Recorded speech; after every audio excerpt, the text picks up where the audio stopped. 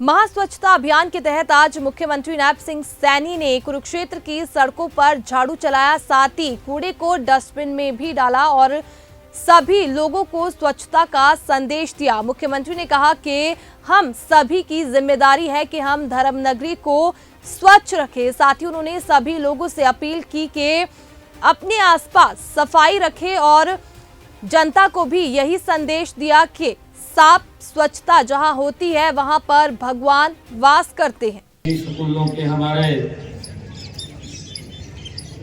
बच्चे और सभी एनजीओ के हमारे पदाधिकारीगण, धार्मिक सामाजिक संस्थाओं के पदाधिकारीगण और हमारे सभी स्वच्छता ग्रही जो लगातार हर रोज इस स्वच्छता में अपना महायोगदान देते, मैं इन सबको दोनों हाथ जोड़ करके प्रणाम करता हूँ। आप सबको भी राम राम करता हूँ। मेरा ये परम सौभाग्य है कि इस कुरुक्षेत्र की भूमि पर गीता जयंती महोत्सव, अंतर्राष्ट्रीय गीता जयंती महोत्सव हर वर्ष हर्षोल्लास के साथ मनाया जाता है और हमारे लिए ये भी बड़े गर्व की बात है कि पूरी दुनिया में हमारे पास ये पवित्र स्थल है जहां पर पूरी दुनिया के लिए एक ज्ञान का संदेश, गीता का संदेश स्वयं भगवान श्री कृष्ण ने अपने मुखारबिंद से दिया। ये हमारे लिए बड़े गर्व की बात है। जब पूरी दुनिया कुरुक्षेत्र की तरफ देखती है तो हमारे कुरुक्षेत्र के लोगों का भी एक बड़ा जिम्मेवारी बनती है कि अगर दुनिया के किसी भी स्थान से कुरुक्षेत्र के अंदर व्यक्ति यहाँ पर श्रद्धा के लिए आए, उसको लगना चाहिए कि मैं कुरुक्षेत्र के अंदर गया था, वहां इसकी स्वच्छता। और जब जाकर के वो कोई व्यक्ति अगर 1000 किलोमीटर से आता है, 2000 किलोमीटर से कुरुक्षेत्र में आता है और यहाँ से जाकर के 2000 किलोमीटर की दूरी पे जब वो चर्चा करेगा कि मैं कुरुक्षेत्र गया था, स्वच्छता की दृष्टि से वहाँ के लोग बड़े ही एकदम ठीक वहाँ पर व्यवस्थाएं हैं, तो हमारा भी इतना गर्व से सर ऊंचा होगा कि हमारे कुरुक्षेत्र की बात वो 2000 किलोमीटर लोगों के बीच में चर्चा का विषय बनती है। ये हम सब की बड़ी जिम्मेवारी है और इस जिम्मेवारी को हम हर रोज बखूबी निभाएं। ये नहीं है कि आज श्रमदान शुरू हो गया है और आज यहाँ पर हम आज का दिन पूरा डट करके लगेंगे, जितना क्षेत्र होगा उतना करेंगे और उसके बाद छुट्टी। मैंने डीसी महोदय को कहा है कि स्वच्छता को लेकर के कोई समझौता नहीं है और मैं सुभाष सुधा जी हमारे मंत्रीगण बैठे हैं, स्वच्छता को लेकर के किसी को फोन तक भी नहीं करना, ये डीसी का निर्णय है। उन्होंने कैसे स्वच्छता करानी है, कैसे नहीं करानी है। अगर कोई व्यक्ति बोलता है कि मेरा गलत चलान कर दिया, गलत चलान किसी का नहीं होगा भाई। स्वच्छता के लिए हमें कड़ाई से लगना होगा और मैं ये स्पष्ट कहता हूँ कि भाई स्वच्छता को आदरणीय प्रधानमंत्री जी ने एक बड़ा विजन लेकर ये स्वच्छता अभियान इसकी शुरुआत की है और शुरुआत की है, इसका हमारे लिए ही लाभ है, ये किसी और के लिए लाभ नहीं है। जब हम कहीं पर भी हैं, मैं अपने घर में हूँ, मैं अपने घर के आसपास हूँ, सबको साथ लेकर के इस स्वच्छता के अंदर हमें योगदान देना चाहिए। हमने ये भी कहा है कि यहाँ पर अगर किसी चीज की आवश्यकता है, कहीं डस्टबिन रखवाना है या कहीं कुछ और करना है, आप डस्टबिन रखवाइए और रख करके लोगों से भी अपील करिए, लोगों से अपील करिए कि इसके अंदर हमारा सहयोग करना है। भाई देख अगर सहयोग नहीं करेगा तो डीसी महोदय तो करने निर्णय लेगी, तो उसका क्या करें, हम कुछ नहीं कर सकते क्योंकि उन्हें व्यवस्था को सुधारना है। और हमारे बच्चे सुबह सुबह उठ करके इस स्वच्छता के लिए लोगों को जागरूक कर रहे हैं, तो आम व्यक्ति के लिए जिम्मेवारी बड़ी बनती है कि हम स्वच्छता की तरफ अब खड़े होकर के आदरणीय प्रधानमंत्री जी के उस विजन को हरियाणा के अंदर हमने पूरा करना है। और मैंने सभी जगह ये बात कही है कि जितने भी हमारी नगर पालिकाएं हैं या हमारे नगर परिषद हैं या हमारे नगर निगम हैं और उसके साथ साथ हमारे पंचायत के जो संसाधन हैं, पंचायतों के अंदर भी हमने स्वच्छता के लिए वहां पर भी लोगों को अपॉइंट किया हुआ है। नगर पालिकाओं में भी आवश्यकता जितनी वहां पर है उतने लोगों को वहां लगाया हुआ है, परंतु अब हमने इसको अभियान के रूप में लेकर पूरे हरियाणा को स्वच्छ करना है। इसकी हमारी भी नजर रहेगी, हम देखते रहेंगे कहाँ कहाँ पर लोगों की शिकायतें आती हैं, परंतु मैं ये हरियाणा प्रदेश के लोगों से भी आग्रह करना चाहूंगा कि इस स्वच्छता के अंदर आप आगे आकर के सहयोग करें, और जब आप लोग सहयोग करेंगे तो इस स्वच्छता से बीमारियां भी दूर होंगी, और बीमारियां दूर होंगी तो हमारा शरीर भी हष्ट पुष्ट होगा, और जब हमारा शरीर हष्ट पुष्ट होगा तो हम विकास की गति को तेजी से आगे बढ़ा सकेंगे। हमने 3 गुना ताकत से आज हरियाणा प्रदेश को आगे बढ़ाने का वो काम करना है। और मुझे आज आप लोगों के बीच में ये बड़ी खुशी है कि हम सब इतनी संख्या के अंदर आज यहाँ एकत्र आए हैं। जब हम देखते हैं प्राचीन समय का कार्यकाल अगर हम ध्यान करें, अगर हम देखें तो हमारे देश में ये परंपरा रही है कि हम सामूहिक रूप से श्रमदान करने के लिए हम निकलते हैं। जब हम देखते हैं कि पुराने जमाने की अगर हम बात करें, धर्मशालाएं बनती थी तो इकट्ठे होकर के लोग धर्मशाला का निर्माण करते थे, और अगर मंदिर का निर्माण करना तो सभी मिलकर के मंदिर का निर्माण भी करते थे। ये पुरानी हमारी परंपराएं हैं। कुआं हमने बनाना होता था, पूरे गांव के लोग लगते थे, गांव से बाहर भी लगते थे, युवाएं लगते थे आकर, और बिना स्वार्थ के देते थे, कोई स्वार्थ नहीं उनका होता था। मिलकर के उसके अंदर कुएं के ऊपर सब मिलकर के उसके अंदर अपना श्रमदान देते थे और लगते थे, चाहे तालाब बनाना हो या बावड़ी बनानी हो, सभी लोग मिलकर के उसके अंदर अपना श्रमदान आकर के करते थे।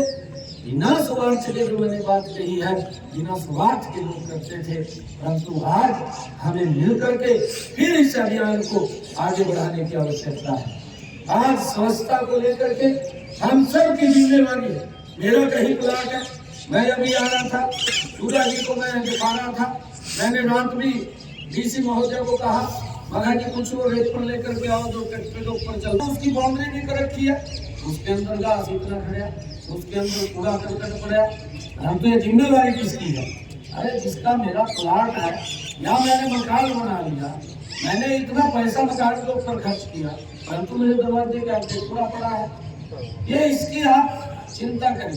क्योंकि जब हमने व्यवस्थाएं खड़ी की है, उन व्यवस्थाओं का उपयोग करेंगे, और वो व्यवस्थाएं वो प्रदेश के लोगों के लिए ही है, जो खड़ी कर रखी है। और अगर कहीं पर कोई ऐसी दिक्कत है उसको बताने का भी काम करेंगे, उसके ऊपर हमारे अधिकारी तुरंत कार्रवाई करेंगे। स्वच्छता को लेकर के पूरे प्रदेश के अंदर ये हम सब की जिम्मेवारी है कि हम लग करके अपने शहर को, अपने वार्ड मोहल्ले को हम स्वच्छ करने का काम करें। ये मेरा आज आप लोगों से आग्रह है। और आज इस कुरुक्षेत्र के स्वच्छता श्रमदान में मुझे यहाँ लेकर जो अवसर मिला है, और उसको लेकर के भी मैं बताना चाहूँगा, ऐसा नहीं है, हमने पिछले दिनों काफी काम भी किए हैं ग्रामीण क्षेत्रों में। अब तक हम 2014 से पहले देखते थे कि अगर रिश्तेदार भी आता था, रिश्तेदार को भी हम बोतल हाथ में देते थे और उसको बाहर लेकर के खेतों में जाते थे, परंतु आज किसी भी व्यक्ति को, किसी भी रिश्तेदार को ऐसे बाहर ले जाने की जरूरत नहीं पड़ती। आज हरियाणा प्रदेश के अंदर 7,75,810 व्यक्तिगत शौचालय हरियाणा प्रदेश के अंदर लोगों ने बनाए हैं, ताकि किसी भी व्यक्ति को बाहर जाने की आवश्यकता न पड़े। और जो सार्वजनिक शौचालय है हरियाणा प्रदेश के अंदर 6,000 से अधिक सामुदायिक स्वच्छता परिसरों का भी हमने निर्माण किया है। जिसका लाभ हरियाणा प्रदेश के लोगों को मिल रहा है।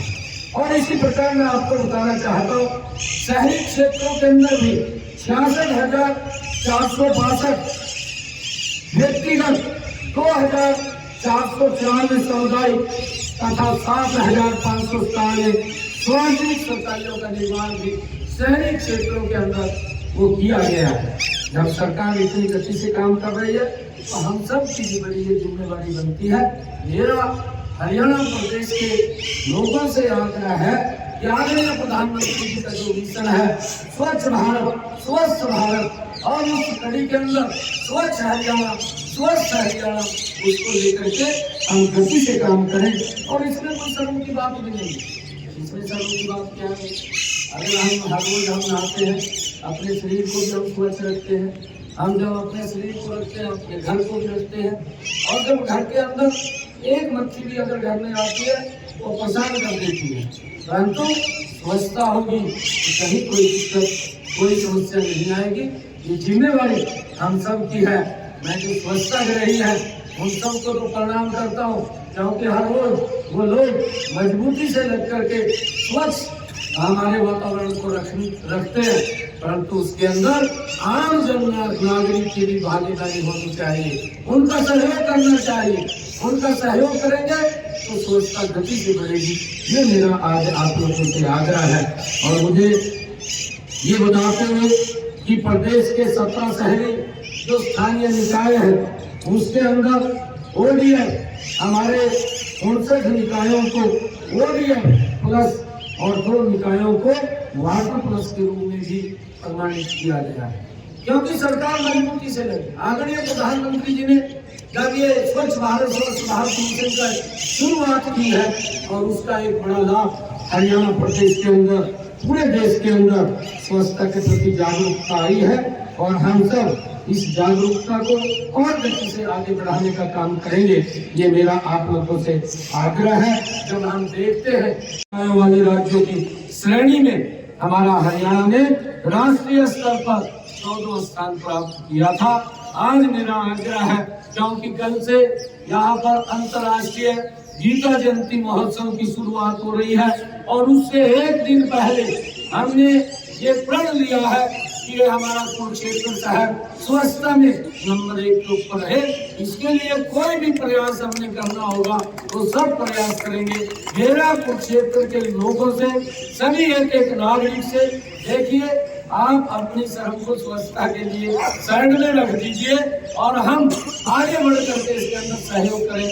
हमारे जो स्वच्छता ग्रही है उनका सहयोग करें। अगर आपको कहीं पर ये लगे कि यहाँ पर इस सामान की आवश्यकता है, तुरंत तो DC महोदय को बताएं, वो वहाँ पर सामान पहुँच जाएगा। परंतु स्वच्छता के अंदर हम मिल करके इसमें योगदान देने का काम करेंगे। यही मेरा आग्रह है।